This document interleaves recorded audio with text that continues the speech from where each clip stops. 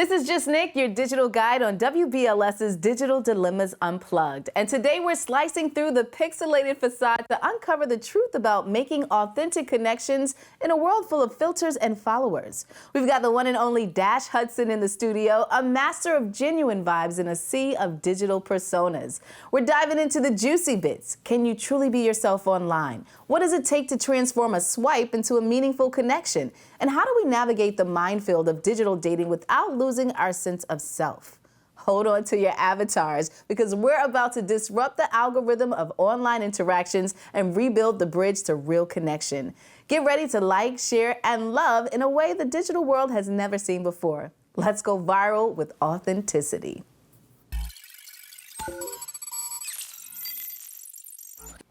So Dash, you mentioned social media, right?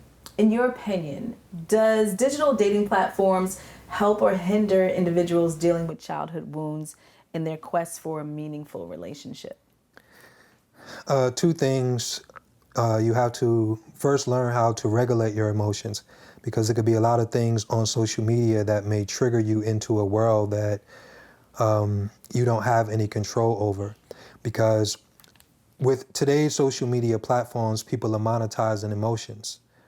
So if you don't understand how to just see a piece of content and go, yes, I understand their point of view and their perspective, and I'm willing to grow, learn, but I'm not willing to take this personal, right? But if someone can gain or garner your attention, and now they know that they're triggering you, right? So it's a lot of different personalities out there. But hold on, can we just go back to monetizing emotions? Like, that's stuck in my brain. Like, that's the truth. Yes. So dig into that a little bit. Monetizing emotions. So I didn't want to kind of go in, well, we can go deeper, but Kevin Samuels, right? Yeah. And rest in peace to Kevin Samuels. Unfortunately, people think because they're not taking out a debit card or because they're not sending any money, they don't understand how they're making money, how they're making other people money. Your eyeball is the money. Your attention is the money. Your time is the money. Now, how do I gotta offend you, or what do I need to do to get your attention? Now, if all I need to say is you're too old, if I need to say you're too fat, if I need to say you ain't never gonna get a man once you this age, and now you're so distraught, you just gonna sit there and argue with 50 people in the comment section, you are a digital customer, and you are a customer that you don't know that you're being manipulated into consuming a piece of content. So that's where it can be harmful if you don't know how to regulate your emotions and understand that, okay, you are 35, but you are still beautiful.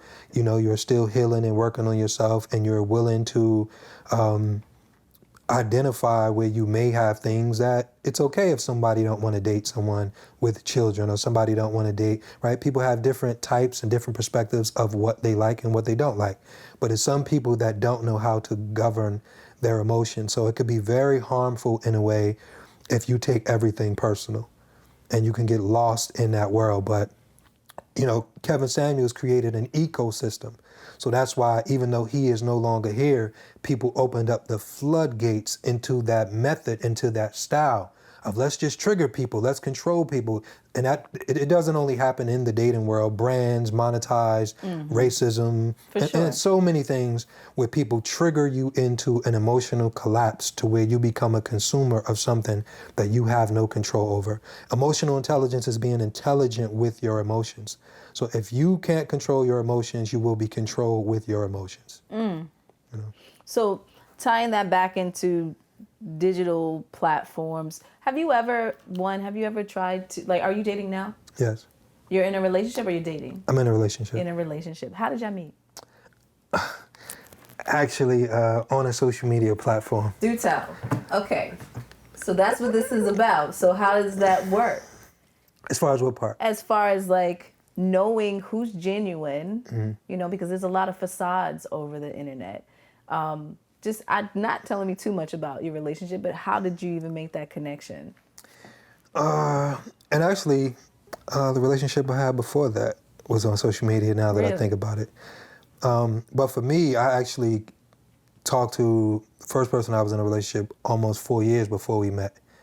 But my current relationship, again, dating is the concept of sharing enough time and space with someone so you can make sure that they qualify.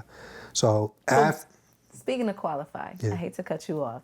I want to know what that first meeting was like. They expressed interest, or you expressed interest. Did you go through their social media page and just do a whole scan of who you thought they were? Like, what was it that attracted you in the first place? for me, it wasn't even a level of attraction. It was just genuine intent, because she didn't even have pictures. She didn't even have a lot of things on social media. It was just genuine intent. It was just genuine communication, and that's where it started. So it wasn't that we just met and connected and dated off of what she was sharing or what I was sharing. She actually was going through her own healing process. And But what you choose not to share says something about you as well. yeah, definitely. And you really, you have to, because it's not about the pressure of perfection or the pressure of what you need. For one, for me, it's someone willing to grow, someone willing to change based on new information. Because that's why I always say there's no permanent I. You're not the same you that you were 5 years ago. Think about those Facebook memories that make you cringe, right? Like, can we stop Facebook? Can we stop? Like, you're not that person, right? So dating is the same thing, like literally dating, but okay, can you grow with this person? Can this person teach you something? Can you learn something from this person? And that level of compatibility for me, and honesty is a commitment to the journey. Because just because you met someone that was honest, or just because you met someone that, you perceive to be, we all grow, we all change. Even when it comes to our relationships with ourselves, we have times and phases with ourselves that we look back, we don't appreciate. We don't know why we wore this day, it didn't go with those shoes. So even in our own journey, we're not happy with everything that we do. So understanding and not putting that pressure. So for me, to bring it back to me and your question, it is a journey of that. So that's what it was for me. It was pieces of meeting myself, pieces of meeting a level of a person as honest as I was, as genuine, and it was that connection. It was the connection for me. Again, it wasn't looks, because I didn't have nothing to go off of. Right. And but it was that, like we met there. Well, going back to what we said, we tend to date our mirrors, our reflection of ourselves. So that's really interesting. People who are trying to date now, because there's been an influx of people who are using dating apps who never really thought about using it before, but it seems like that's the new way to connect now. Social media is the new way. As you can see, you have success stories. What's the most important piece of advice that you can give someone who's struggling to form a real connection in this digital age? First, don't fall in love with profile pictures, right? And don't fall in love with the 3 to 2 minute clip version of who someone is. When I say relationship is nothing but human behavior, we have to learn how to love the longevity of a person.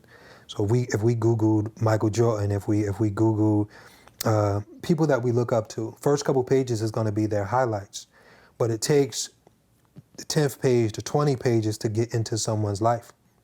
So when it comes to dating, and when it comes to the expectations of what social media is, understanding that a woman is not going to look like her profile pictures. And sometimes we put that expectation on ourselves, because it is a lot of pressure on social media. Sometimes we're, even me, like I'm literally stepping into it. It took me so much last week to do a photo shoot, and it's like, I don't want to do none of that. And I'm literally walking into a brand that took off before I was ready. So sometimes, you'll have people, so I would say, sometimes you have men dating bodies and women dating bank accounts. And Well, that's all you have right now. I mean, the majority of yeah. people are doing that. And it's like that's the bait. And sometimes people only know how to be the bait more than the actual person. You know, and I kind of like if you think if we go fishing and it's like, okay, you could throw the hook out there, I got the fake fish, but I got like 20 fish. Now it's like, I don't even know, but you got 5 fish that you actually caught without the bait. And it's like, it's important that we learn to live in our 20th page, and we learn to show, ourselves in our authentic self. So dating, don't be afraid to connect and don't be afraid to see who someone really is. Because sometimes people love you for who they think you are. And then when you show, like when you start to, hey, I struggle here, hey, I'm still trying to figure this out. And sometimes they're not ready for your struggle. Sometimes they're not ready to see you going through your pain or living through your weaknesses, when that's what you want to be loved for, you know? Sure. And I mean, a lot of times when you're picking the person you want to date or interested in being in a relationship with, you already have this idea of who you think the person is based off of the information that you have, whether it is social media, which is what a lot of people use. And yeah, I think social media is only a glimpse of that person. And I've had situations where I've hung out with homegirls, right, based off of their social media, right? Because every time they post, it's just like these cute selfies and they're at these events, and I'm just like, oh, this is gonna be dope, dope, dope. So I was like, hey, let's hang out, ladies. Hung out, had the worst boring time ever. And I was just like, well, where's the fun that I've seen in all these posts that you be putting it up? And really, it was just a facade. Like, they had a moment where we all went to the bathroom, took a little girls break, and took a selfie, and then that was the post. And I'm like, wow, so that's how they got those moments. It's, so I think that it is important to make sure that you are digging deeper into who a person really is. And you can only do that by having those conversations. So when I say, like, what is some of the advice, like, what can people do outside of that, Yeah, you have to, embrace that part and actually get to know people beyond their profile pages. So, whenever you lift the phone up, you ruin the moment to capture the moment. And I would say your perception and perspective create your reality. So even in here, we have 3 cameras. Each camera has a different angle. So we have to look for the angles to fall in love with the angle. So that's what my advice would be. Don't fall in love with the profile picture alone, because that picture, it took 1 minute to capture that image. The 1 minute clip, it took 1 minute to capture that image.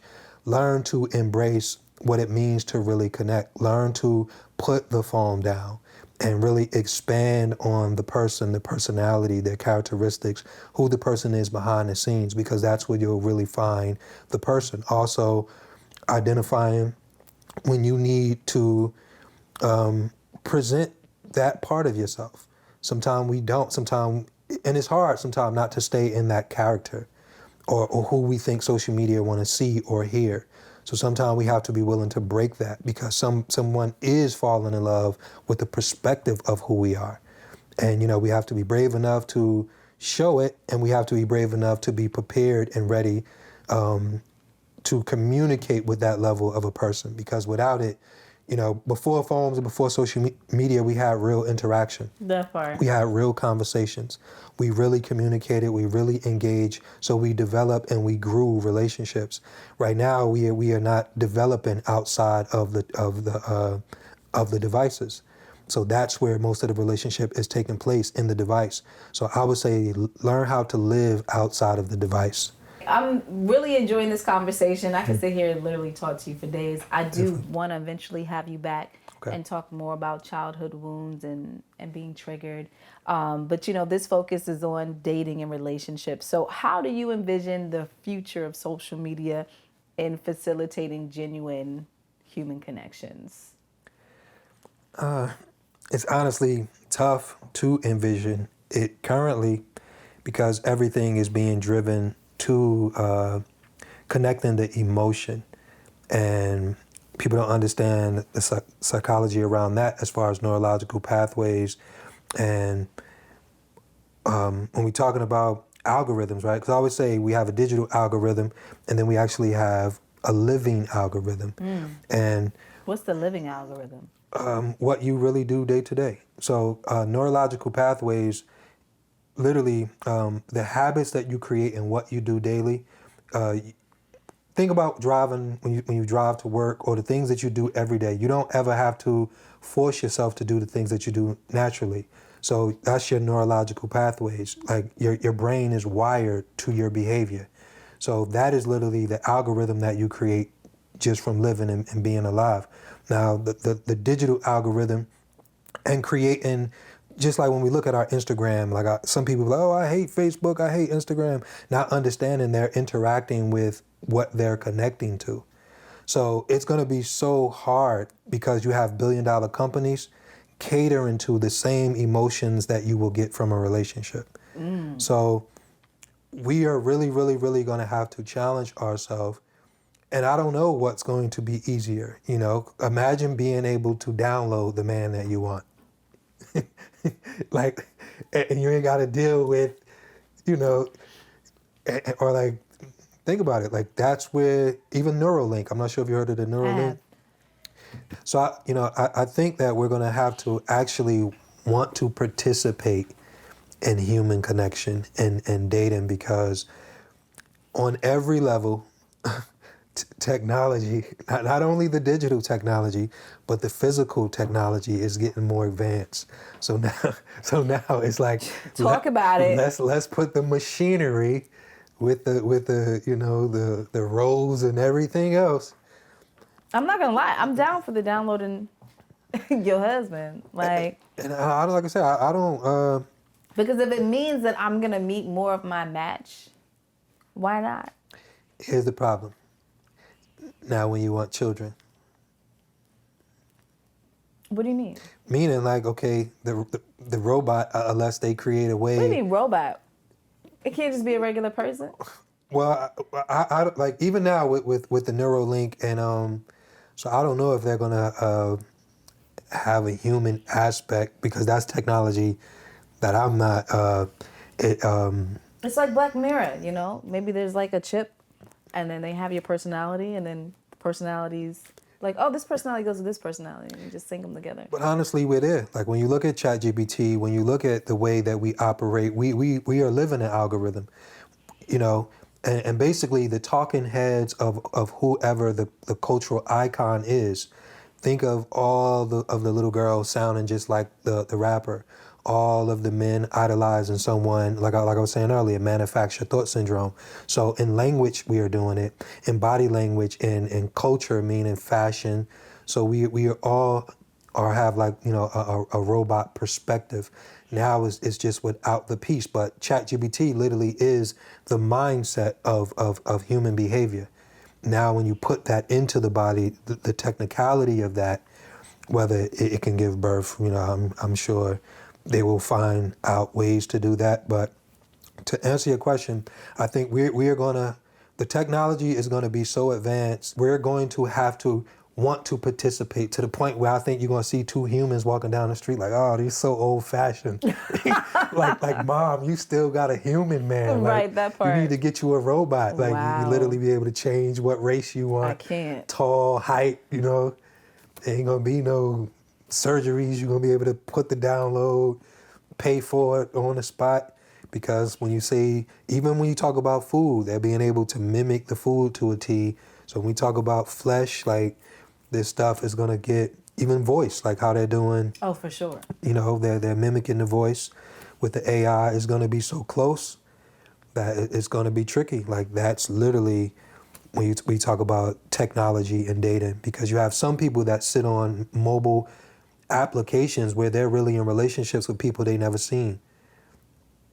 You know, they never seen them. It's interesting because I'm in a relationship with someone that I had never seen before. So that's I currently... met them in the metaverse. Okay. So I'd never seen their face either. I saw their avatar. Okay. And I fell in love with their avatar. Well, what was it about the avatar? It wasn't necessary. Well, even with the avatar had style, but it was, why are you laughing? Because we talking about the future and you already living I'm it. Kinda. already there. Listen, been there, done that, okay? Back to genuine connections in real world, IRL. But what I did like about that process, because it was very new to me and the first time I had ever done that, is that I got a chance to really meet who he was, you know? Without knowing what they look like, you know, not knowing what I do for a living, because, you know, that could be hard to find someone in that kind of space. So I just felt like for the first time, I actually made a genuine connection with someone. So it's not all bad. It can work. You know, a lot of people are meeting their husbands on these dating apps as well. So No, it's good and bad, you know? I agree. And I'm not, you know, attaching a negative, because we don't know. Like literally it's new. It's new. Other than development, because we need a process to develop. And that's why I think that we're so sensitive to, like the youth today is so sensitive to insults or being quote unquote bullied, because when we were young, we actually know what it feels like. So we develop the layer to be insulted, or to be belittled, to be disrespected, and the process to be turned down, to go through a breakup. Like we need this genuine connection. And that's where it gets tricky with technology, because we need to develop, you know, with real connection. You know? Well, this has been a very interesting conversation. Like I said, I want to have you back to talk, get deeper, and like really go there, because I feel like it's necessary. And we are in the age of healing. And shout out to you on your journey, the growth. Obviously, things are moving for you very fast. What can we look forward to from you? Like, have you figured that part out? Like, what's next in your journey? I always say, you know, you can't hold on and jump at the same time. So literally in this interview, I'm in the air screaming, you know. So working on a few books, speaking engagements, literally building out a media space in Newark, New Jersey, Smoking Classics Media. So we'll have a platform allowing different people to share their voice, but with whatever they're bringing to the table. So literally, it's so many things. Like I have opportunities for movies and different things. Wow. But I just kind of, it is genuine, and I want to stay honest to that connection, because this is bigger than me, and I've seen things happen in front of me that was bigger than me and that I had no power over. So I just want to feel love when I connect to what I'm doing. I don't want to get caught up in just being just an influencer, or, you know, so it's tricky. I want to allow myself to be used, and I just want to be the voice for the voiceless, and I want to create a new algorithm. I want to be more than quote unquote stereotype of one, you know, black fathers are not there, or black men are toxic narcissists, all of these titles, because, you know, the algorithm in the conversation is so dominant, because every day if you talk about healed, healthy, loving, caring, it's not being uploaded at the same pace. But I want to add to that conversation, and I really want to stand on that, because sometimes it gets so disheartening in believing in people, and you watch your heroes, you know, get stomped out, some with lack of discipline. And I don't know what the world looks like when you gain everything that you want, need, and also the power of influence. And I always say, when you inspire, you're held accountable for the inspiration. So sometimes that becomes overwhelming, because it's like I'm just on my own healing journey, and I had no idea that you can help and impact so many lives. But I just want to be my own hero. Like if I wasn't me, and I don't want to fail that me watching me. You know. I love that. I love that. Well, I think you will go far in what you do, as long as you stay true to your identity, because as you start to get up there and level up, there will be people trying to influence that and change that around, but you're perfect just the way you are right now. So So thank you, though. Thank you for being my first major platform that reached out, and then at the same time I was ready to do it. So I thank you. Absolutely. I look forward to many more. And kudos to you for like I said, your vulnerability as a Black man and having these conversations. It's good to hear it. Because women, we tend to feel like in this new modern world that a lot of our men are lost, you know, but you show that there is hope and that there are men out there who are willing to have these conversations and take it there. And I think that it should continue to spread like wildfire. So shout out to you. Thank you. For having these conversations. If you could leave people with one piece of advice, what would you say to them? Right there in this game. One piece of advice. I literally said some of my favorites, but I'll leave with this one. Nothing means nothing until the same thing that meant nothing means everything. Now you're going to confuse people now. What you mean by that? Nothing means... Hold on, my brain's trying to process. It's either you get that or you don't, right? Nothing means nothing to the same thing that meant nothing means everything. So basically, we take the thing that we're looking for and the piece of life that we're looking for, and it's right in front of us. But sometimes, like, we're overlooking it, and we don't understand the power of what we have in the moment. And then it takes... My niece's husband passed, right? So this one instant, and I know we're rapping, but I used to ride past this church that was just a church. But until his wake and funeral was at that church, I literally stopped, paused, and I acknowledged this building, right? So that's just one instant of it was nothing, but now it means everything. So it's so many instances in life that for the people that's going to connect to, that's going to live with them. That's a word. Rewind that back if you didn't catch the first time, okay? Because it's deep, it's powerful. Dash Hudson, I appreciate you so much. Thank you all for watching Digital Dilemmas Unplugged. And just like that, we've decoded the digital love language with the incredible Dash Hudson. Thanks for tuning in to Digital Dilemmas Unplugged on WBLS, where today we ventured beyond the superficial, explored the art of authentic connections, and discovered that, yes, you can find real love in the time of algorithms. A huge shout out to Dash for opening up and sharing the secrets to keeping it real online. Remember, it's not about the likes, shares, or follows, but the genuine laughs, shared stories, and heartfelt moments that make the digital journey worthwhile. Stay tuned for more eye-opening conversations and digital revelations with me, Just Nick, as we unplug the dilemmas and plug into what truly matters. Hit that follow button, share this podcast with someone who needs to hear it, and never forget, in a world of swipe lefts, be someone's undeniable match.